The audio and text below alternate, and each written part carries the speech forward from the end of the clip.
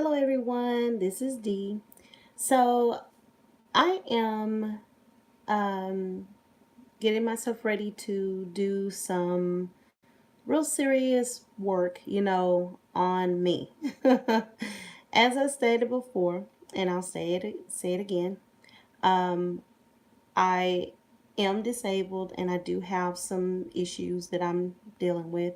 After a few years of struggling with my health, not being able to walk, not being able to, do a lot of different things. I've made it a personal decision that I'm not going to allow my disabilities or my health to get me down.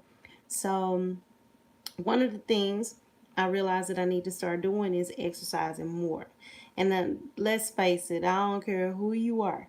If you've been out of the game for a while and you haven't just been exercising, doing all the stuff that you need to do, you will find yourself completely and totally bummed out because, getting back up on that horse, trying it all over again, starting all over again, it's hard. I don't care, people can sit around and act like it's not hard. People can try to say that, you know, trying to reclaim your life and do things the way that you should, trying to get your health back. People can say it's not hard, but that's a lie. It's hard. It's hard when you go from going out, working, being, out there in the world every day to, nothing.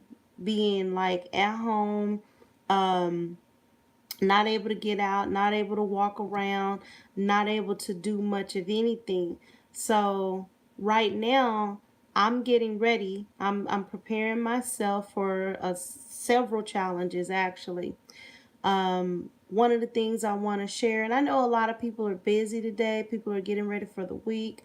People maybe even enjoying other people's lives, and that's fine. I understand that. What I'm doing right now, however, I am trying to prepare myself to start getting out and start doing better. Not falling into this trap of excuses, which I have comfortably found myself doing. Falling into the trap of making excuses, not getting out, not exercising, not taking control or ownership of the issues that I've been facing. Now, I'm going to be realistic. There are some times when I really have severe difficulties walking. And when I have severe difficulties walking, it is not always a good fit or advisable for me to get out and walk because I don't want to fall and hurt myself. But as far as like trying to make sure, and whoever pressed that button, I sincerely appreciate you. I know I'm really bad about doing impromptu lives. I haven't gotten a system down yet, but I'm working on that. I'm developing a system so that I can work on lives, work on my writing. All day yesterday I was sunk into writing. I couldn't even break free from it, period. So I'm trying to develop a system so I can work on lives, work on writing, and just work on some of the other things that I have going on in my life. Um, Hi, Witchy Princess. Thank you so much for stopping by. I appreciate you, hon. I'm doing pretty good. I'm actually getting myself ready mentally and spiritually and physically to start getting out, walking more, doing more. One of the things that I've shared the fact that I'm disabled. I've even shared a little bit of the fact that I've been kind of like closed off and didn't want to put myself out there for the world to see. um, because it's kind of it's hard and it's humbling when you go from making really good money, living a good life, helping people, doing, you see yourself moving up to this where you can barely walk at times. Right, and a lot of people are on that journey of trying to lose weight and take control of their life and their health. I've issued myself a 6-month challenge to try to take control of some issues that I know I face. I've always been a very busy person. I mean, I love to travel. I love road trips. I love just impromptu road trips.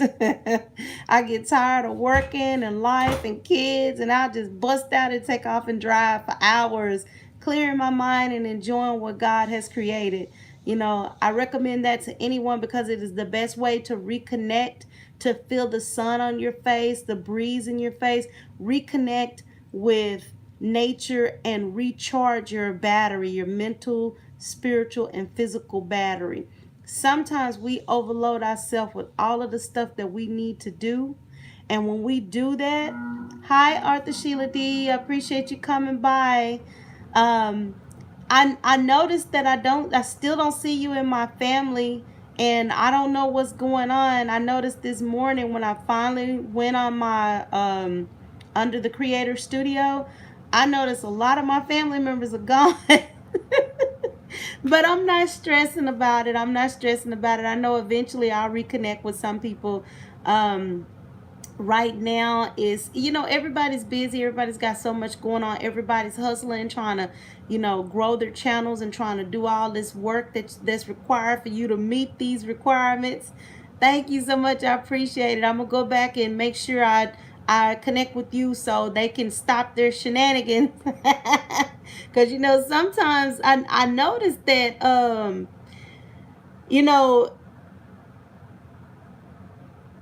right, right. And it's true. We're forced to get out here and prove that we are connected and that we are actually we're actually working with each other. That's what they're wanting to do. They want to make us prove it. They're not trying to give us anything. They want us to work for it. And I appreciate that. It gives me drive to get out there and hustle and do what I got to do. Cuz guess what?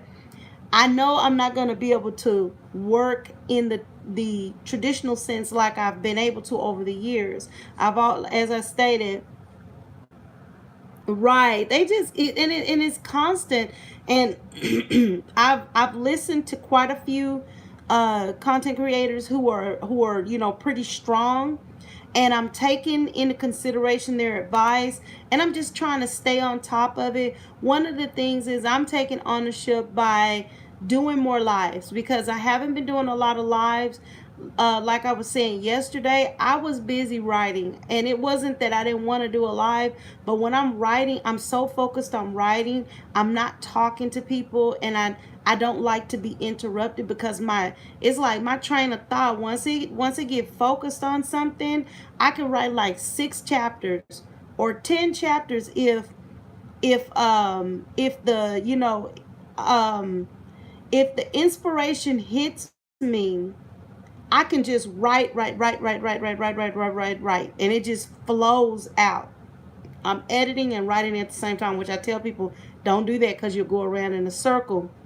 But just to get it on paper and make it look presentable and have some consistency and flow, I'll do a little minor editing, make sure it sounds and looks good, before I post it as I'm writing. But when I'm writing, I can't write and do lives and focus and really give my viewers the attention I want to give them. So in order for me to be effective, I have to in order for me to be effective as far as like doing lives, I have to designate some time for lives. Because when I'm writing, I can't do lives and write at the same time unless people want to see me writing and see me going through my writing process. Right, exactly, because you can't the what most people Arthur Sheila D, what most people don't understand is when you're writing, it's almost like you're in a zone. So your mind is focused on what you're doing as far as that book is concerned. You're it's like you're it's like an essence in you that completely drives you to write and focus on writing. You don't, it's not that you don't want to be focused on your people, it's not that you don't want to show love and everything, it's just you can't you can't have two minds when you're writing, because if you break up your attention, when you look back at your writing, you'll see it, your writing will suffer. So you really have to focus on writing when you're writing, and focus on everything else when you're doing everything else. um as I was saying, because I am so sincere about growth, change, and appreciation. I know that in order for me to encourage other people to grow, I have to grow myself. I know that in order for me to encourage other people to change, I have to change myself. I know that in order for me to encourage other people to appreciate others, I have to show appreciation to others myself. And that's exactly what I'm doing. I'm trying to spend as much time as I can showing appreciation, encouraging other people to grow, and encouraging people to change along the way as they grow. Because the reality is, if we change our negative and bad habits, the things that keep us from growing, changing, and keep us from accomplishing our goals, if we can change some of those negative and bad habits along the way, we will be more successful. And that's basically what I want to do. I want to be part of a group of people. We are so imperfect, all of us. We know we have things that we need to work on, and there's nothing wrong with that. God knows we're imperfect. He already knows. We are so imperfect. But when you can identify what's wrong with yourself, you can also start seeking out solutions. I have identified that I've gained too much weight. Even though I know it's hard for me to walk, I have to push, and I have to get out, and I've got to walk. Because even if I ever get to the point where they can do surgery, they won't do surgery on me as long as I'm too heavy. It's too dangerous, and they're not going to sacrifice my life. They're not going to take chances with my life by taking me in there doing the surgery, and with the knowledge that I may not heal properly. That's what most people don't understand. It's not that doctors don't want to do surgery on you when you're overweight. It's the being overweight, it impedes your ability to heal. So if you need to have a back surgery, knee surgery, hip surgery, any kind of surgery, and you're overweight, doctors often will hold off on the surgery and put you on some type of a regimen to try to get your weight down. Because if you're too big, they can't. Your operation won't be successful. So I want to take, and even if you try to do weight loss surgery, in order to do weight loss surgery, you have to be a certain weight, a certain comparable weight in order for them to do the surgery, because they don't want to take the chance that they do surgery on you and then you end up suffering negative effects from it. These are things that I've learned over the past like few years. So one of the things that I asked my 14-year-old, it exactly, and it will be a strain on your heart, because you're trying to heal, and your body is trying to heal from the surgery. You're in there under anesthesia. These are all things that you have to take in consideration, and the doctor is always going to take it in consideration as well, because they don't want to lose you. That goes against them. They don't want to take the chance that they're going to lose you, so they want to make sure that you're in as good a health as you can be before they actually put you under a surgery. And so I can honestly say I appreciate, I know there are some nasty doctors out there. I had one doctor that he made me so mad I had to change my doctor. I know I need to lose weight, but there's a way that you tell people they need to lose weight. You don't to be ugly with someone about their weight issues. That's not necessary. You're not helping that person. You're actually taking a broken person and breaking them down even further. That is not how you encourage people to build and do better. So I say, you know what, Lord, I'm prepared to put myself out here on the front line, show my own personal struggle, and share it with others so that they can see I'm doing it too. I don't, I, yeah, I have, I know some things. I don't know everything, but I know some things. I don't know everything. But I do know that in order for me to accomplish the goals that I need to accomplish in my life, I have to change. So there are a couple of things.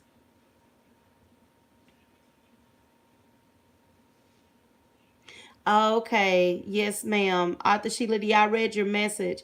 And I'm gonna tell you something. That there's some things that I want to change about my life, but I don't want to do any surgery unless I have to. I made my mind up. I have had six surgeries in my life. Six. And because I've had six surgeries that I had to have, I don't I don't want to have any surgeries that I don't have to have, because it's hard. If people don't understand, healing from a surgery is hard. And as you get older, it becomes even harder. It is so difficult for your body to heal once they cut on you.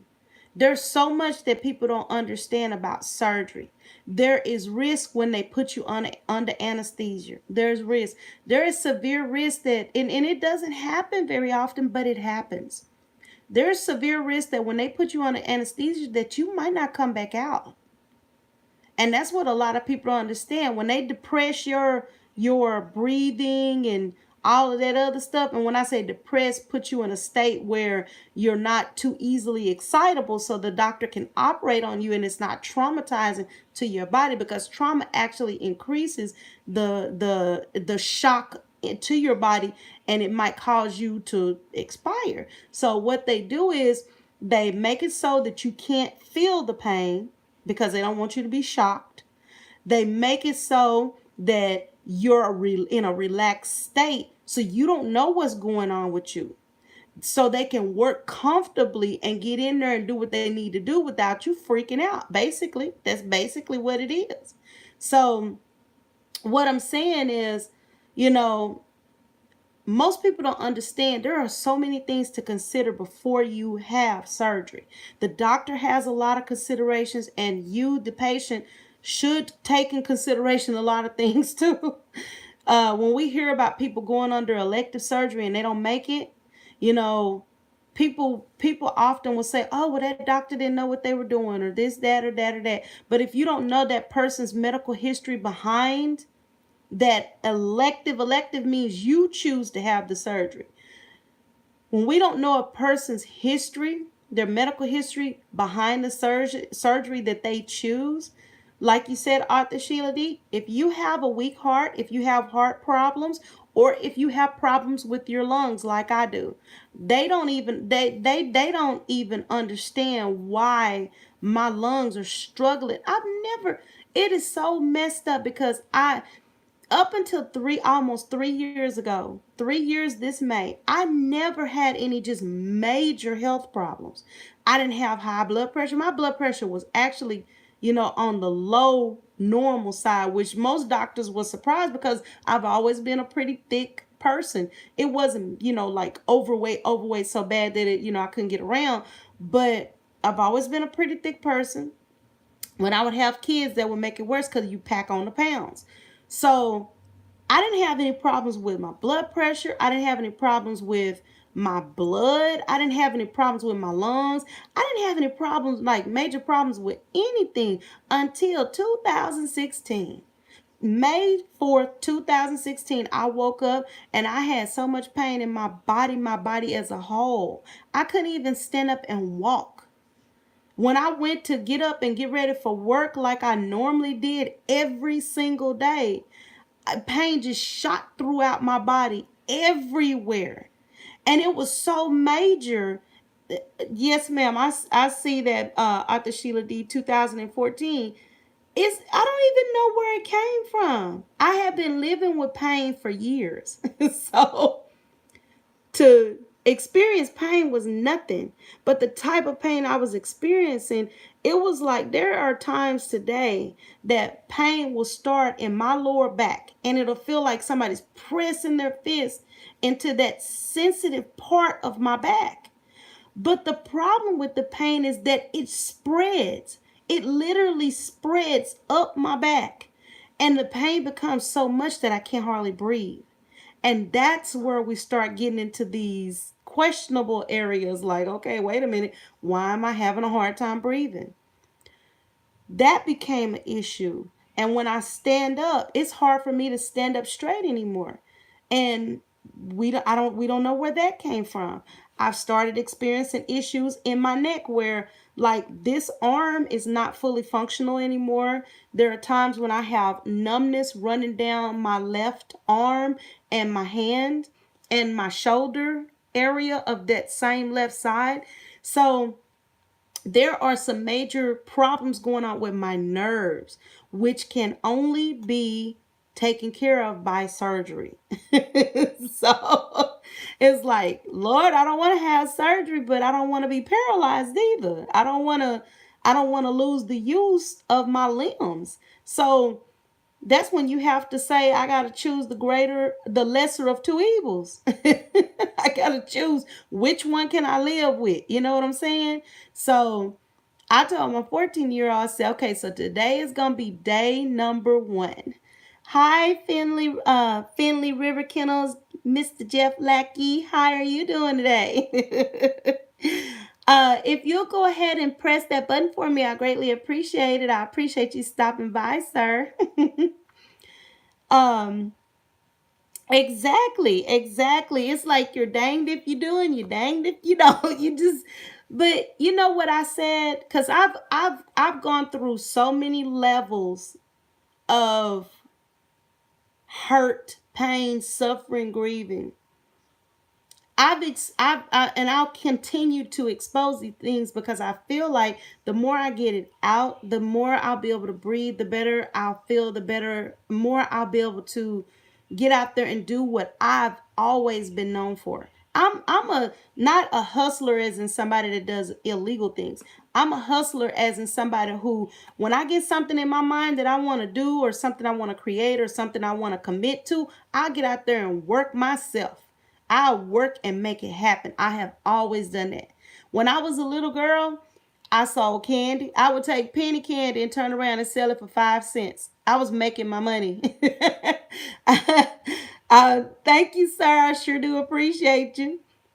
When I was a little girl, I would take I had the sense enough in middle school or no junior high. I had the sense enough to realize that they had a snack store at the school, but they didn't take care of those people who only had 10 cents, 15 cents, 25 cents. You had to have 50 cents or more or you couldn't get a snack.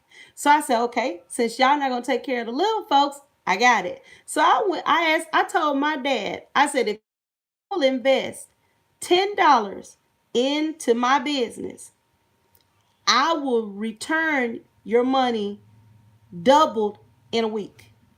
And he didn't believe that I was going to be able to do it. I was 13. He gave me $10. I went and bought a range of penny, nickel, dime candy because I only wanted to get candy that I could mark up to 50 cents. Not over 50 cents, up to 50 cents so I could accommodate those people who didn't have money or had very little. So what I did was I took the money he gave me and I invested it into buying different types of candy. I marked penny candy up from penny to 5 cents. Candy that was 5 cents from 5 cents to 10 cents, and candy that was 10 cents from 10 cents to 25 cents. When I tell you at the end of the week, I had $50. I had $50 at the end of the week back in like the early 90s. So I was rich. Back then, that was some money. It ain't nothing now, but back then, that was some money. I went to go pay my dad. When he, yes, I was rich, honey. When I went to go pay my father, my dad, he looked at me. I pulled out my little wad of money because I had change and I had dollar bills and stuff. I went to pull out my money. He just started laughing. I went to give him his $10 back and I was going to pay him 20 because that was the deal. You invest 10, I'll give you 20. He said, no, just keep it and keep going. Man, I never, ever, ever. Okay, there you go, Jeff. You said we're animals. There you go. See, we are all a bunch of entrepreneurs on here. We're entrepreneurs at heart. It's just some of us haven't found our niche. Gas, Gasmatronic Reborn Kavanaugh. Okay, thank you, sir. I will look into you. I will definitely look into you. Thank you for stopping by. And if you go ahead and press that button, I greatly appreciate it. I'll definitely look into you though. We a lot of us are actually entrepreneurs, and we've always been entrepreneurs at heart. It's just many of us haven't found a niche or an avenue or a lane that we can go into so that we can build ourselves. I'm the type of person always I've always had extra stuff going on. Thank you so much, Gastromatronic. I appreciate that. Thank you so much, One Queen, Seven Kings. Appreciate you stopping by. If you guys would make sure you go ahead and press that button, I'll appreciate it. As I was saying, I've always been that type of person. I would cut people's yards, clean their yards. I would be out there making my money. I kept more money in my pocket at any given time as a youngster from 11 to, like, I would say about 17. More money than my parents. When they came in, paid the bills at the end of the week, 9 times out of 10 they were broke. I was walking around. Hi, Rochelle Brown. Thank you so much for stopping by, hon. I was hoping you would come by because I just love you to death. I love you to pieces. um, I would be walking around with money in my pocket, and my parents would be just shaking their heads because my dad turned me on to working when I was 11, and once he turned me on to working, nobody had to tell me anything. I'm the type of person, I want to make sure that I get mine. And the best way for me to get mine is to get out there and work, get out there and hustle, make a legal, not illegal, but a legal hustle. And I said to myself, I said, sweetheart, you are too much to be sitting in this house blocked off all by yourself. Being really, really, really, really ill, it put me in a place where I felt like I had to protect myself because I didn't want people to take advantage of me. I left Dallas, Texas because it was too fast paced, because I didn't want anything bad to happen, because up there, if people know that you take pain medication or any type of medication that they could sell on the streets, they'll kick your dough in. So I was just like, no, I'm not going to stay up here because I'm not going to take any chances with my life because there's some really shady and bad people up there. So I moved to the country. Yeah, I love Dallas for the fact that uh if you're an ingenious person, or if you're ambitious person, you're trying to move up in life, it's a good place. But if you're the type of person who doesn't like big cities, a lot of people, a lot of crowds, thank you so much, One Queen, Seven Kings. Um, if you're the type of person who don't like all of that, it's not a good place for you. It's too busy. And people are so angry. Man, when I first moved to Dallas. Hi, Jade and Lacey Vlogs. Happy St. Patrick's Day to you too, hon. When I first moved to Dallas, I was amazed because I grew up in the country, and when you leave your house, you're supposed to say good morning or good afternoon or good evening to everyone. You speak. You smile at people, you talk to people. When I got to the city, people would look at me like I had lost my mind. Why are you looking at me? Why are you talking to me?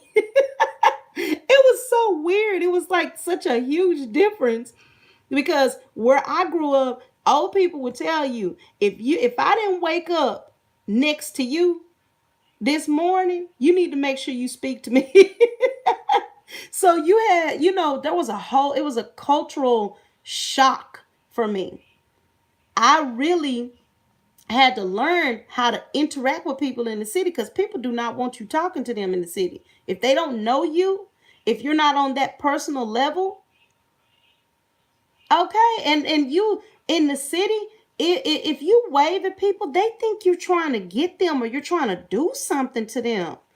I grew up being told that you are supposed to speak to people, you're supposed to talk to people, you're supposed to interact with people, and you're supposed to respect your elders.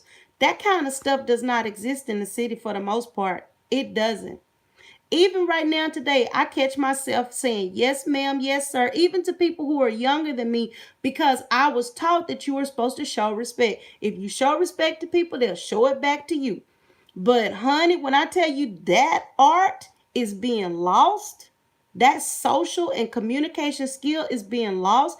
If you speak to some people and you say, I had a man, I worked as a customer service supervisor.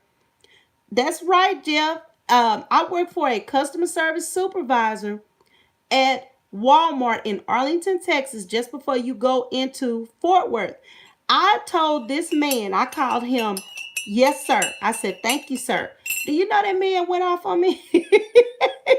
He said, don't call me, sir. Don't call me, sir. That's what black people called white people during slavery times. And you don't need, I mean, the way he went off, it was so nuts.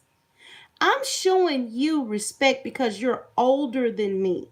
You're old enough to be my father or my grandfather. I'm just trying to show you genuine respect. And he took it all the way left.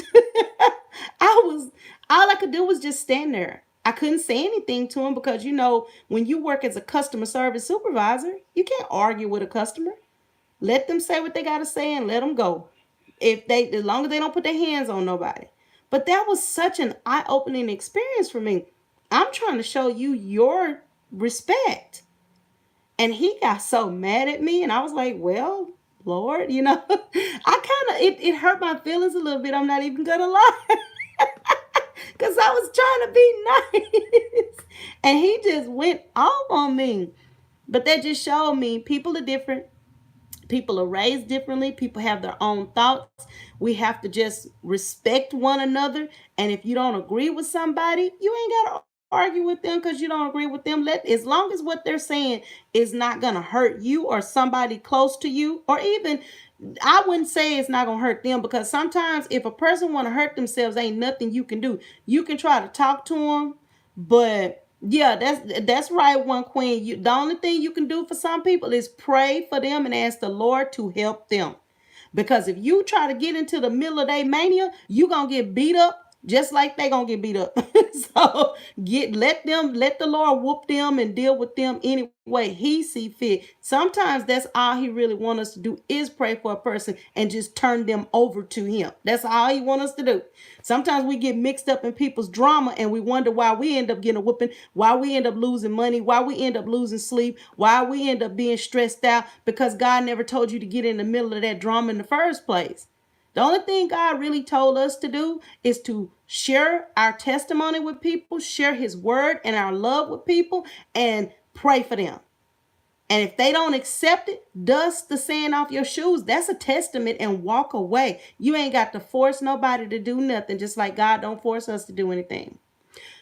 As I was saying, you know, I decided that in order to hold myself accountable, in order to make myself do the things that is so uncomfortable for me to do, I would share my struggles on my lives. Because the reality is, sometimes in order to come out of your dark place, sometimes in order to put down the things that you know you don't need, sometimes you need to expose yourself so that you can hold yourself accountable. Because if we keep stuff hid and pushed down, it's hid and pushed down. Can't nobody see it but us and God.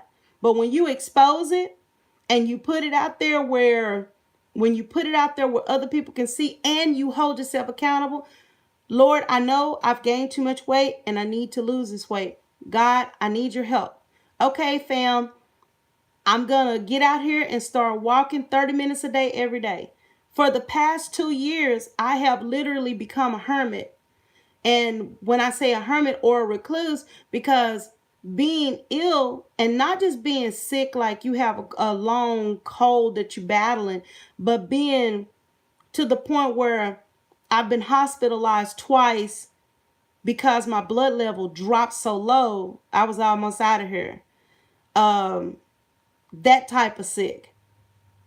Those things scare you. And they don't just scare you, they scare you to the point that you feel the need to protect yourself. You know, you feel the need to put up a shield of protection or a wall around you because you don't even know what's going on. So when you don't even know what's going on, you scared to get out there and interact with people because you don't know what somebody might do to you. See, I have a big heart and I have a loving heart. So when I see other people struggling and I touch them and I come in contact with them, I usually inherit their problems.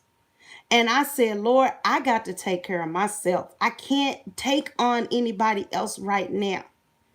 I cannot take on anybody else right now because I can barely deal with myself right now. I honestly have had so many things happen over the past 3 years while I've been sick. And the Lord is almost like I can hear God speaking to me, telling me, you need to focus on you. That's the reason why I allowed this to come in your way, because I need your attention. I need you to do some things. And I can't get your attention if you're working 2 and 3 jobs and going to school full time and trying to be mom and trying to be wife and trying to be the savior of everybody that you come in contact with. So I got a revelation out of that. He told me to sit down, be quiet, and listen and do what I tell you to do. And when he say sit down, be quiet, listen, do what I tell you to do, sometimes he will allow things to happen in your life where you can't do nothing but sit down, be quiet, listen, and do what he telling you to do. So I accept that mantle. I accept it, God. I see it for what it is. I was so busy because I was working 2 jobs, going to school full time, mommy, wife, friends, family members would call me. Lights about to get cut off. I need help with my rent. I need food. I need this. I need a few dollars. I need gas in my car. And I would send it to them. My Western Union was hot. You said, my God don't bless us in private. I'm sorry, guys, I didn't catch it. I'm actually on my cell phone right now. So I'm not 100 with the cell phone yet, but I'm getting there. I'm getting there every day. But honestly, I was intervening, I believe, in some things that God was trying to let people see. And he shut me down. He said, nope, you're done. You need to focus on you. So I don't think that God afflicted me. That I don't believe. I know that the affliction was probably already there. And the fact that I was working 2 full-time jobs and trying to go to school full-time online, trying to be mom, trying to take care of, doing all the things I need to do where hubby was concerned. Everything just hit me like a ton of bricks because I only have one body, but I was trying to be 10 people. And so when everything started kind of falling apart, I looked around and I started seeing people disappearing out of my life. Hubby was first. And it's sad, but it's true. I'll never forget, I was at a doctor's appointment. They were actually injecting some stuff in my back and in my hips. And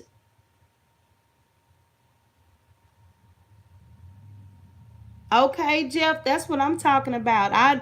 My blood level dropped so low on 2 different occasions. I was actually coming from Dallas with my youngest child. I stepped off the bus in Texarkana, Arkansas, walked into the bathroom and passed smooth out. When they got me to the hospital, they said that my blood level had dropped down by half. Nobody knew what happened. I didn't even know what happened. Then it happened another time. I was here at the house and I was feeling weird. I could barely breathe. I could barely move. I could barely my body wasn't working right. The end of 2017, early 2018, they found blood clots in my lungs. About 3 weeks ago, they found blood clots in my lungs. Both times they told me, if you hadn't come in when you did. The second time, this last time, I was feeling so bad, I couldn't get nobody to help me or take me to the hospital. Right. One thing I will say about the DFW area, you will definitely get taken care of very well up there as far as healthcare is concerned, because they have some awesome doctors, programs. It's pretty, that much I can say is pretty awesome. I my by the grace of God, my sister didn't have my SUV because usually I let her keep it because I don't go anywhere. Well, I was feeling so bad. I called my daughter, I called my sister. I couldn't get in contact with anybody. I drove myself to the hospital. I sat in the emergency room for about I was in the emergency room in the lobby part for about 4 or 5 hours. Then I was in the actual emergency room in the back in a room for a whole day because the hospital was so full of sick people. They didn't even have room people. It was crazy. And then when they finally got me upstairs, they were like, "Oh my goodness, you have blood clots in your lungs and da da da da, blah blah blah." And I had a feeling that's what it was. I had that feeling, but I just thank God He gave me the sense to get up. Don't sit back and go to sleep. Get up and take yourself to the hospital. That's right. We have to be obedient to God. All right, Rochelle, I'll see you later, hon. Thank you so much for stopping by. I appreciate you. We have to be obedient. He will talk to us if we will listen. He will talk to us. And so it just was imparted on my heart. You're not the only person who's struggling with weight. You're not the only person who's struggling with different issues. But you can share your struggle with others. You can share your struggle with others and encourage them as you encourage yourself. Exactly, Jeff. That is exact. Because I'm gonna tell you, when I tell you that I had to drive like 20 minutes away to get to the hospital. When I tell you that I was feeling lightheaded, I was on the interstate and I was just like, Lord, please. I was on I-30 headed to Texarkana and those people were flying around me. I said, God, please put a shield of protection around me because I am not going no faster than the speed limit. I don't want to kill myself and kill somebody else because I don't have full control over this vehicle. And sometimes my right shoulder and my hip and my knee get so bad that it's hard for me to press down on the brake. It's hard for me to, turn the steering wheel, and I'm right-handed. So I'm not big on driving unless I absolutely have to. And that's the reason why I decided that I'm going to push myself. It's time to get up. We need to get up. We need to get a good 60, 70 pounds off. We need to focus on, I've been eating good. I've been taking care of myself as far as food is concerned. But if you're not exercising to burn what you're eating and just burn in general and get that air in your lungs and get those endorphins racing in your body, you're not really taking care of your body the way it was designed to be taken care of. I decided to close myself off. I decided to protect myself from the world. And it's over with. It's time. It's time to move on. It's time to do something else. Because there are some things I want to do. And in order for me to do it, I have to take a leap of faith. I have to trust that God is going to carry me through what it is I want to accomplish and these health issues. And all right, Jeff, we're going to have to do better, hon. We're going to have to encourage each other now. We got to eat better. I bet you probably a meat and potatoes guy. You probably a meat and potatoes type of fella. Ain't nothing wrong with eating the meat, to a certain degree, but we need to cut back on them taters. Or switch them out for some sweet potatoes and get you a little bit of color because the darker vegetables are supposed to be, better for you as far as nutrients and antioxidants and stuff. We're going to have to encourage each other. I think that's the good thing about it. The more we talk about it openly, our struggles, we can encourage each other. We can laugh together. We can encourage each other. Who knows? I might be in Dallas one day. I might say, "Hey, Jeff, I'm headed to Dallas. Let's go to lunch, hon." You never know. You never know. Never know what happened. We don't know what God have in store for us. But we can encourage each other, not just to do better on our channels, but we can encourage each other to do better in our lives.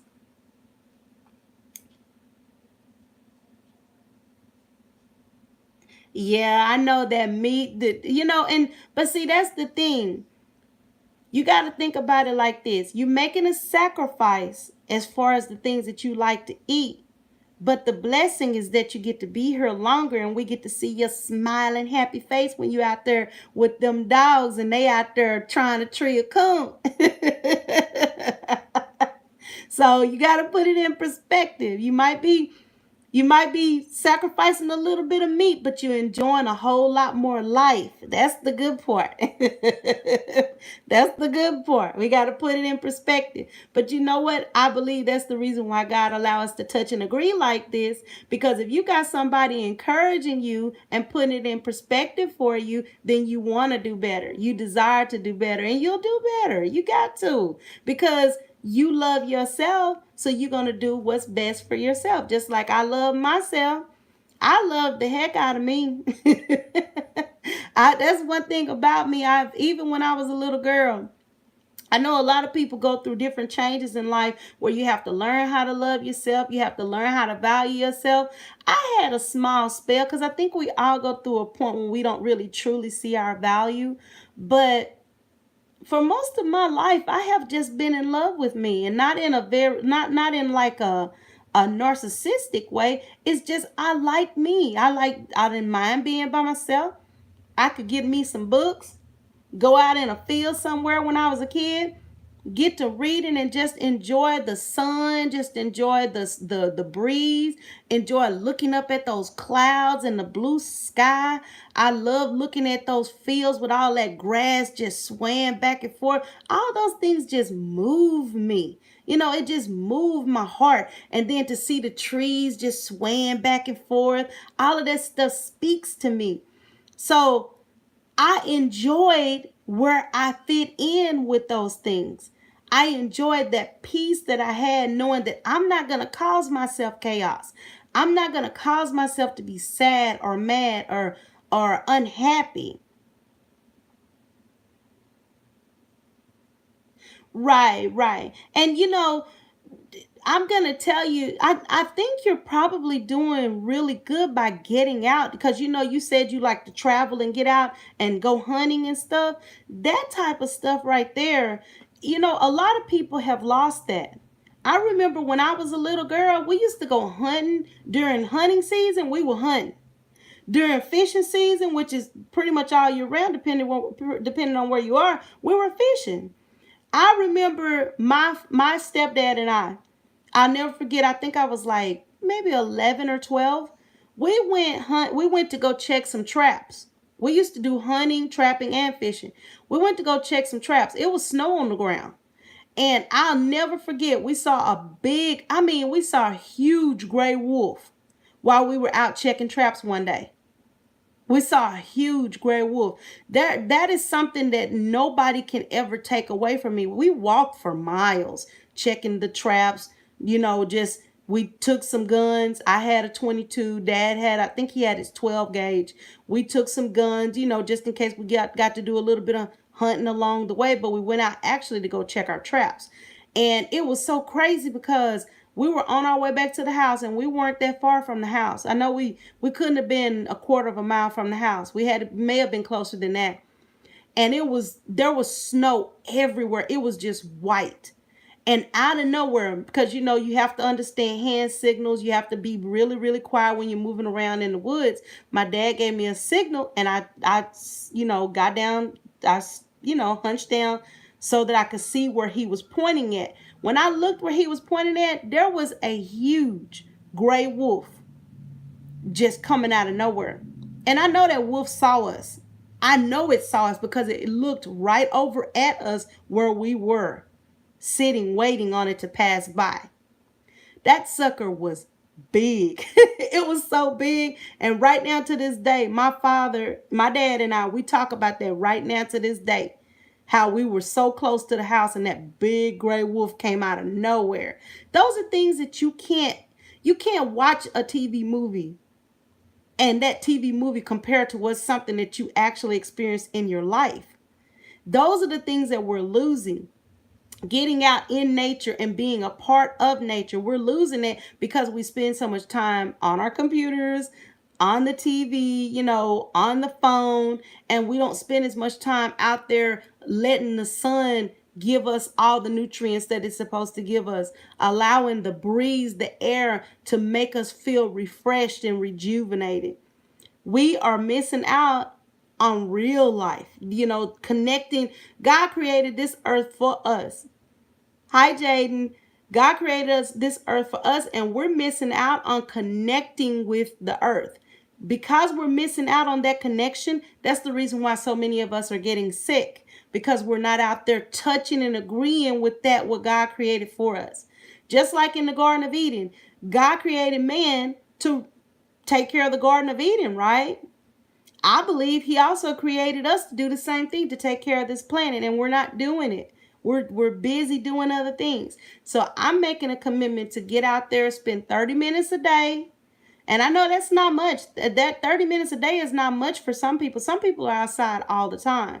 But that's a lot for me, especially since this is, like a new beginning. I'm pressing the reset button on my life, new me in 2019.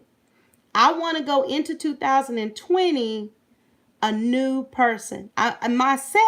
Ultimately myself, but rejuvenated, recharged, refreshed, better, amplified, better. And so I'm making that commitment. My daughter and I, here in a little bit, we're going to get out. It's going to be difficult because I use a walker. I have to use a walker to walk.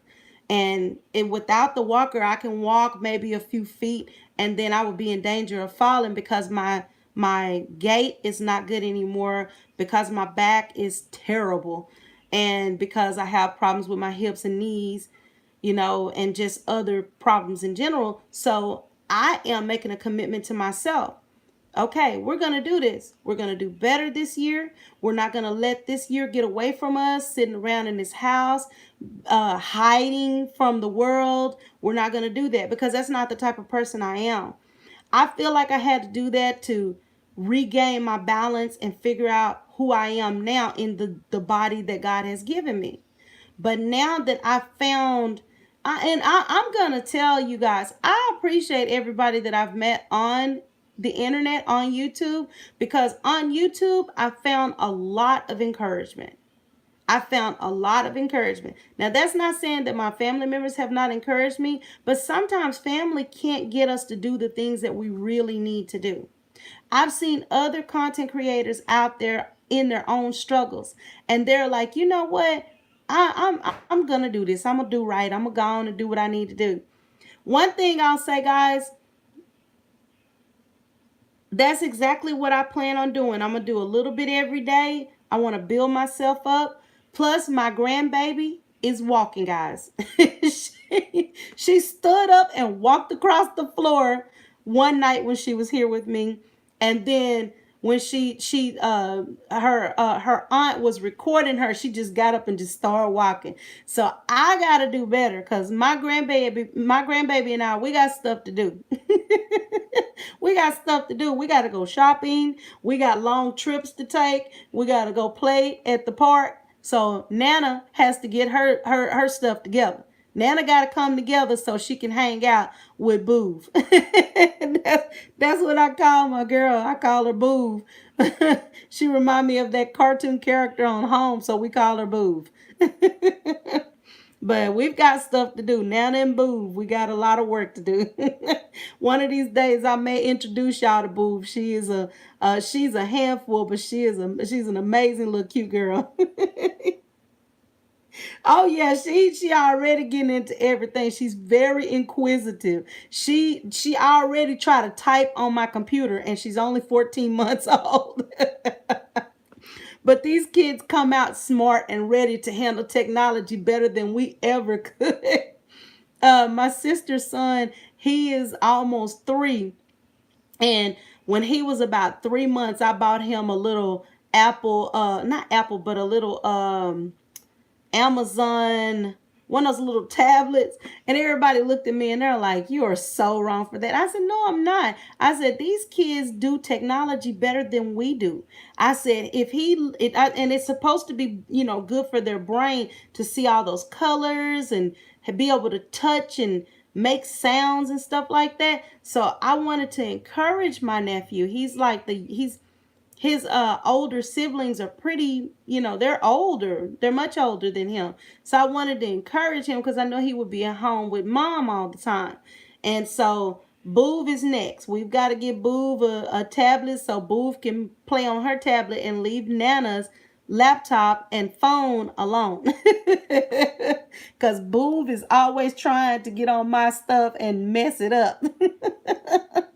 But yeah, guys, it's like I said, I certainly appreciate y'all. I thank the Lord that I took the step of doing my lives, because I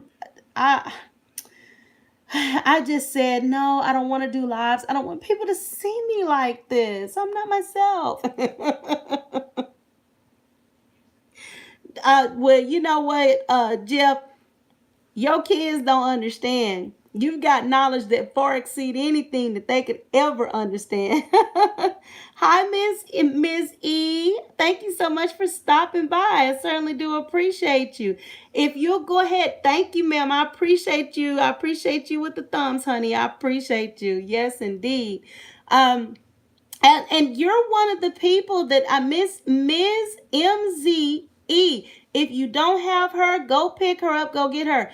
I watch your vlogs, and when I saw you on that exercise machine, honey, I said, wait a minute, I gotta get out and I gotta do this too. It's time out for this foolishness.